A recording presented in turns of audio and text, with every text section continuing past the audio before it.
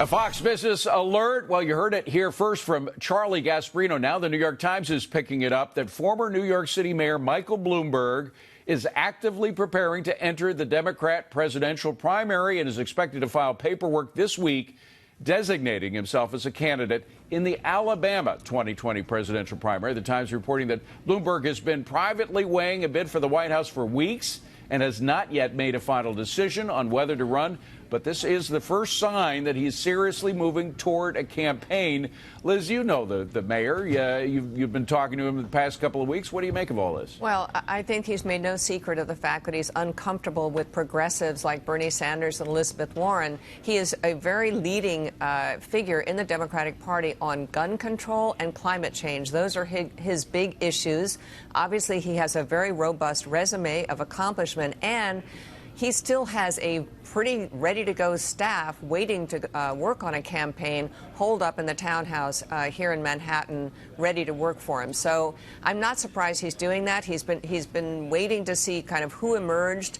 And I think, look, we've talked on air before. Many people are talking about the fact that none of the leading Democrat candidates are moderate enough to win the Electoral College, but also energetic enough and interesting enough and well-financed enough to win the Democratic primary. So this is the kind of part two to my earlier comment, the billionaires ought perhaps not to be entering the fray with Elizabeth Warren. This is a billionaire who absolutely should and can enter the fray with Elizabeth Warren, because he can say to her, look, I am progressive, I am on the side of the angels when it comes to the leading issues for the Democratic Party, and in his view, in this country, no, but in the sense of, climate change, gun control, prison reform, progressive taxation, and government action. As mayor of New York, he was very much a leader in government leading the way for private enterprise to do what it needs. And I think, he is reacting to where the Democratic primaries are going, and also reacting to a sense, maybe accurate, that where they are going is unlikely to unseat Donald Trump, who Bloomberg is utterly and absolutely opposed to.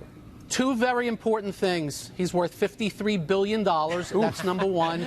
And number two, he's a businessman and a successful businessman. And he knows what drives success, and he knows about success, that it's hard work. And he also understands that if you tax people 70% and you wealth tax them 6 to 8% a year, you're going to end up with no wealth at all and the economy in shambles. So this is quite interesting. And we got a lot to do over the next few months. Yeah, Gary, you cannot turn away from this. You turn away, you miss a whole new storyline. We talked about Howard Schultz a couple of months ago, kind of testing the waters as a businessman candidate, showing a lot of those traits that Michael Bloomberg. But I got to push back just a little bit. I mean, wasn't Michael Bloomberg the one in New York who basically instituted the smaller size requirement for sugary drinks? I mean, this is a pretty progressive idea, but compared to the clown show that is the Democratic Party right now, he looks completely centrist and could give Donald Trump a real run for his money. Let me just ask about one name that hasn't been mentioned yet, which is Joe Biden.